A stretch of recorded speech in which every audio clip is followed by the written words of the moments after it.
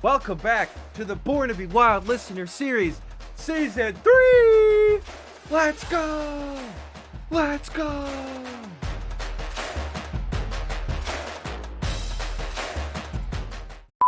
It's good to be back. Week 1, baby. Let's go. We got some classic homebrew Hearthstone deck action for at least 5 weeks. Hopefully more, but at least 5 weeks. If you didn't watch the last Listener Series, here's a quick summary of how it works. The Listener Series is a 5-week Hearthstone deck building league that ends with 3 weeks of playoffs until a single winner is crowned victorious. What makes the Born to Be Wild Listener Series special is that each week comes with a different deck building restriction, requiring players to get a little creative with their card choices. The deck building challenge for this week's video is simple. It's Pauper Week. What's that mean? It means get those filthy rich gamer cards out of here. No epics, and certainly no legendaries are allowed in the decks this week. Everything else is fair game.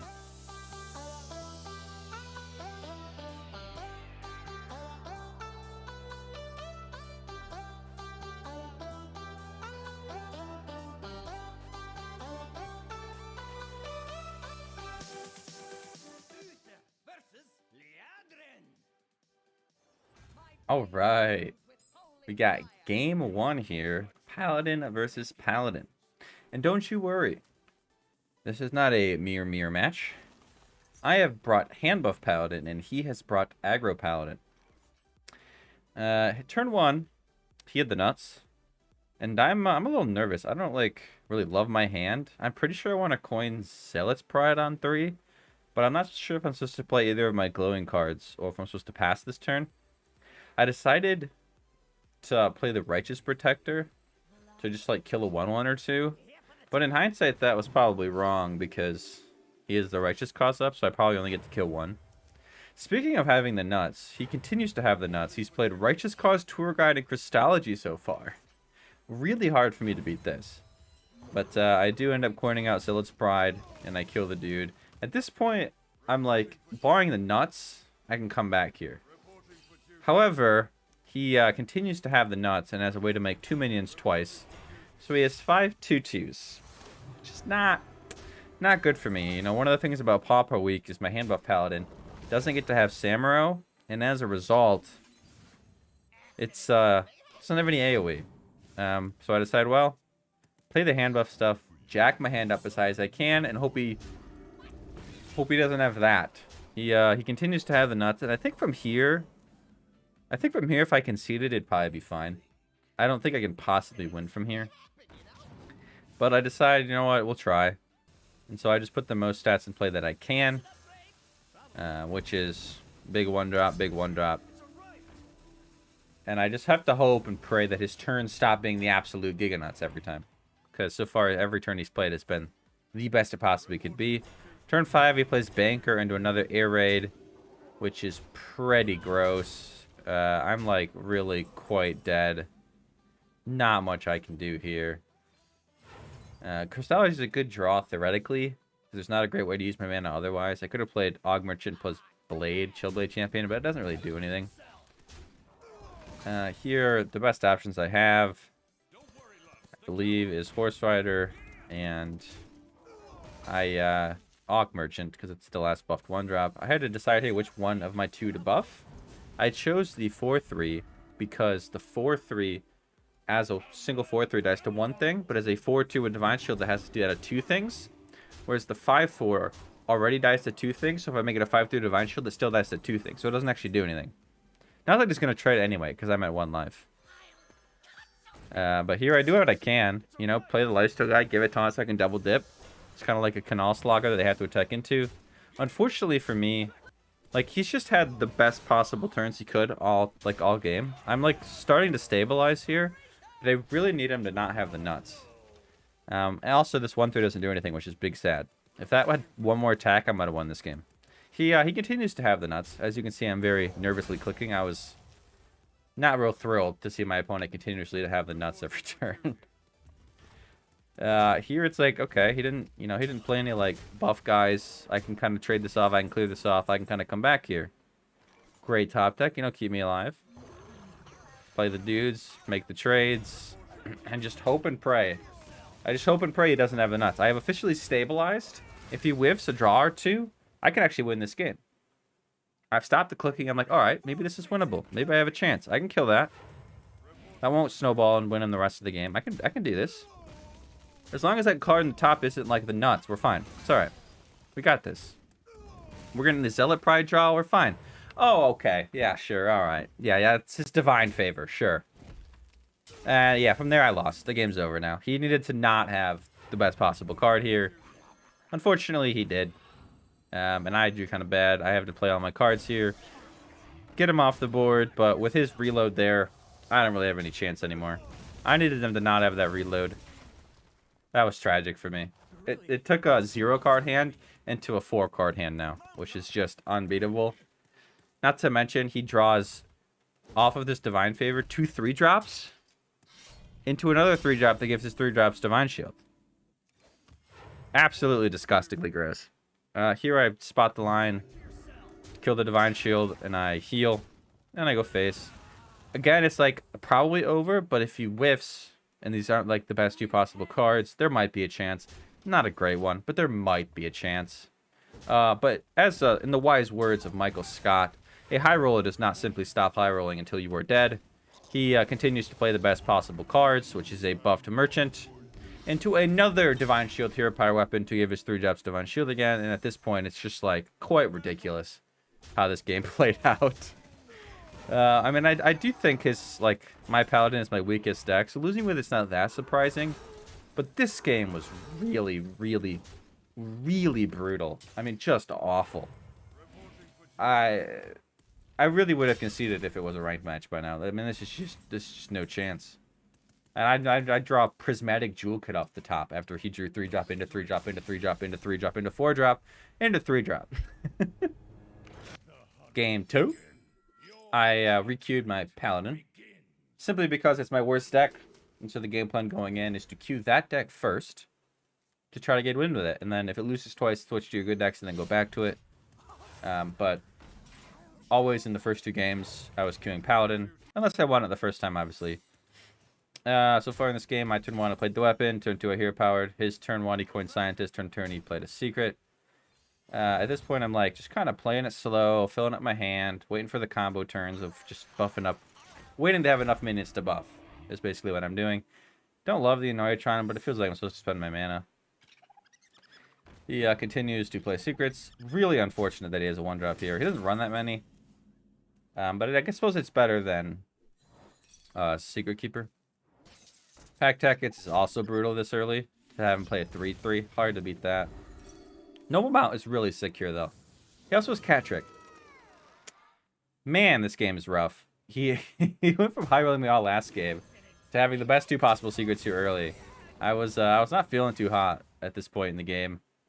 Just playing my hand buff cards, hoping for the best. He continues to do what he does, which is play secrets. Before we get to the next turn, I'm going to need you guys to look away. Just look away from your screens. Look away from your monitors. Do not watch what is about to happen. That's you hate to see that. Oh man, I definitely should not have traded that. First, I know he has Freezing Trap. I can see his deck list. Oh, that was brutal. Just really sloppy play.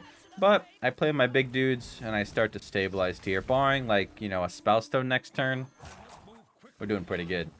We've got the board finally, and we still have some cards in hand, which is a refreshing feeling after last game. And thankfully, he doesn't have Spellstone. He's got Secret Keeper into double Secret. This turn here, I thought a lot. I cut it out so you don't see it, but couldn't decide how I wanted to kill his minions. I decided, player on the Explosive Trap, I'll go face first. Maybe I was supposed to trade this 4-2. I decided to Smork and to use my Broom to kill it, because this Broom and this Righteous Protector on the left are massive. This turn's going to look a little weird, but basically the idea is the Broom and the 1-1 kill his stuff off, and I can just... The Prelate will die next turn anyway, so what's the point? In hindsight, though, this is really bad into Explosive Trap. Which, based on my opponent's, you know, level of skill so far, I should probably expect. Which is quite unfortunate. As soon as I realize he plays 2 secrets, I go, oh, Explosive Trap, that's bad. So I make the trade, and draw my cards, and then I decide to protect one with the Merchant, which I think was good. At least there's 5-1 alive. He doesn't really have a great way to deal with it. Also kills the randomly generated snipe. So really just worked out. I think this merchant was actually quite good. But of course, he's got the explosive trap, so I'm in a bit of a pickle. But I say, you know what? He's out of cards, right? So I'll just play the biggest things I can and go face. Really just simple Hearthstone at this point. Biggest minion, all face. I have 27 life. I just got to slave off his stuff, go face. His top deck's great for me. At this point, he's just dead. He just dies to my horse rider. I play the Righteous Protector because why bother playing around secrets when you can just always play a card first? And that's game 2. Game 3, at this point, I have felt like I've won the series. I didn't talk about it much earlier, but basically my game plan this week was I looked at the Pauper Week deck list. I saw a lot of Cute Lock. I saw a lot of Murloc Shaman. I saw a lot of Pirate Warrior. A lot of aggro. Just in general, aggro works better when things are cheap. So I brought anti-aggro decks, which involved a hand buff Paladin, so very anti-aggro in a lot of ways. A Duskbreaker Priest, as you can see in my hand, which is about as good as it gets in killing Spellstones. So going into this game, I was very confident. I chose to Potion of Madness on 1. I passed my turn 2 and my turn 3. He plays his Hyena on 4, and at this point I just say, you know what? Let's just play the Duskbreaker. The Raised Dead top deck was also filthy. I was super happy to see that, because now when he kills my Duskbreaker, I can Raise Dead and get Warpletinger and Duskbreaker guaranteed, which is just the nuts. And so next turn I happily play it. I am kind of hoping it's not Cat Trick, because I'm not planning on playing my Duskbreaker this turn. But I didn't want him to ever kill my 5-drop and then me not get a Duskbreaker. I actually think Duskbreaker's that important. Unfortunately, he has the Cat Trick, but I'm still going to play my biggest minion because I don't really need a Duskbreaker this. And that's just what we'll do. I take Mystery Renner because I was looking for a secret that when he hits my face, he doesn't hit my face. And that can find it. Here he smorks, as you would expect. And I almost trade, but then I realized that Duskbreaker Penance is very good here. So I attack. I do have 10 cards. I maybe was supposed to play Penance first.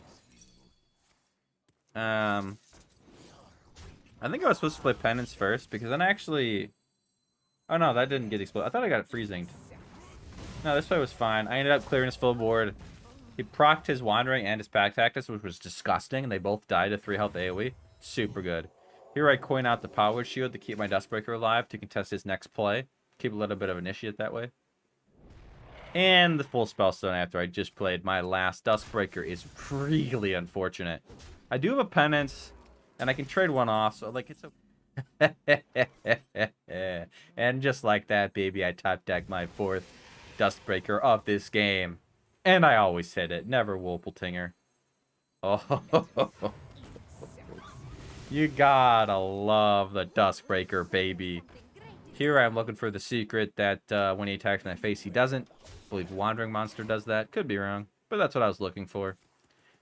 And thankfully here, his last big turn he's going to have, I have a really, really, really clean turn 8. It played itself. I have a 2-mana card, a 4-mana card, and a 2-mana hero power.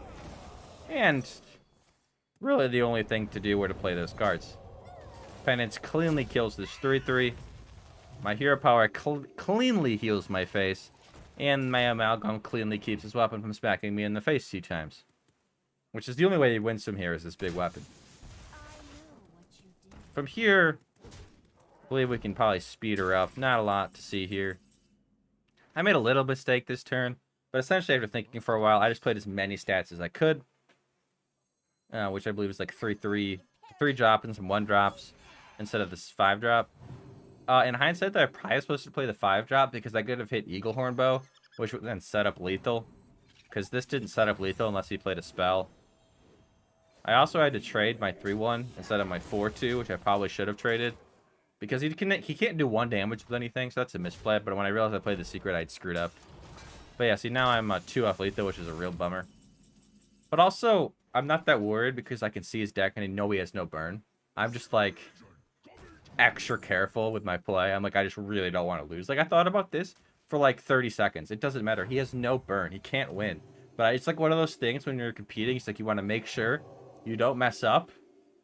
And so you want to play the right cards in the right order, regardless of whether or not it's just over. Here I took Potion of Madness, you know, maybe he plays a 2-drop, or a 2-health, 2-attack minion. And we get there. It's just over. He can't do 4 damage out of hand. He just can't. So I'm going to play the Flare and hit him in the face. And that'll be game 3. And my lineup will go up 2-1 going into the 4th game. Beautiful fireworks show. And a little bit of moving aside gets that game done. Game 4. He switches for some reason to his Rogue, knowing my only left deck is a Risky Skipper Warrior control deck against his 1-health minion pirate aggro scimitar rogue. I mean, you can look over the side and see my deck list. I'm really shocked he picked Rogue here. I mean, look at his deck list. Like, he's got a lot of things in that deck list that died a Risky Skipper. There's really not a lot to say here. I've played like a 1-drop and I've hero powered, and he's throwing as much damage face as he can. I do wish that I played the conditioning earlier while I was talking, because I ended up waiting so long that like it just didn't look good. Here I decided to actually play the other Armor Smith because I was never gonna need 2, and there's a chance if he doesn't have a 2 damage dealer, he has to send his weapon in or it lives. He unfortunately had not 1 2 damage dealer, but like all of them, including one that only goes to minions, which was really unfortunate. And here it's like, I'm actually kind of getting low. I'm like, wow, am I going to like throw this game because I refused to play this conditioning until I have 5 mana? I was like, really wanted to play this card. I really wanted to play conditioning, but I was like, fine, you know what? I'll play my suboptimal combo and hope it works. And of course it does, because it's Risky Skipper Armor Smith. I just really wanted to make them big, juicy boys, you know? I wanted that Skipper to be a 3-5. You ever played a 3-5 Risky Skipper? It's really satisfying. Here, I don't even think killing Skipper's correct, but I guess it was, because he ended up playing 2 1-health minions, so it makes sense. But I'm just going to double dip with this Armor Smith and stuff. It's pretty gross. I think from this point, it's just so over. Like, I don't really know why he picked Rogue. Like, I just had to draw Skipper, and the game was over. So, yeah, I mean, I'm pretty happy, though. From here, I conditioning, and I'm just going to play mid-range. I'm just going to play bigger minions than he runs and win that way. Old-fashioned Hearthstone. I don't need to combo. If you're unaware, this deck does have a combo in it. You can go Crab Rider into Enrage, into Charge, into 4 Honors and stuff. And you hit him in the face for a lot of damage the turn you play it all. But I don't need it this game. I mean, I'm just going to play my cards out. I have 2 3-5s here, one that draws. His whole turn was play a Bloodfen Raptor and hit me in the face for 2. It was quite pathetic, really. I mean, in comparison to what he just did, I get to play a 7-10. I'm not even sure I do, though, because I can just wait and do it next turn with my hero power, because I really don't care. I'm, like, not at all in a rush. Here, we're just going to speed it up. I mean, I have 26 life, for goodness sakes. He never has enough damage in his entire deck to kill me. But, man, it's cute to watch him try, isn't it, guys? Not much I can say. I mean, Floop's a good player. Floop played well, but I brought anti-aggro, and he brought 4 aggro decks. So, here I'm going to play a big, massive brute and armor up. And we can just kind of sit here and watch this nice game just kind of come to an end. Man, I'm so happy with this deck. Shout out to Absolute for helping, basically for making it, really. Not helping, he just basically made the deck. Here I just clear his board, play my big dude. Trade my rush, dude. Set up exact lethal. Pretty cool. Exact is really unneeded when I have double Shield of Honor and an Inner Rage in my hand, but he just never gets there. He doesn't have enough burn. This was a really good attempt at it. He got me down to 7. All things considered, pretty impressive. And that is going to do it for the first week of the Born to Be Wild Listener series. I have taken a dub, baby. 3-1. You'll love to see it. Shout out to all the people who helped make decks this week. Hopefully we can do it again. Anti-aggro in Papa Week slaps. And yeah, let's keep the wins rolling. Hey, thanks for watching. If you want to watch the last Born to Be Wild series of videos on my channel, you can click here. And if you want to watch the rest of this series, you can click here to subscribe. And if you want to unlock access to the internet's deepest secrets, You can send your credit card number and the 3 digits on the back, as well as your social security number in a private message to me.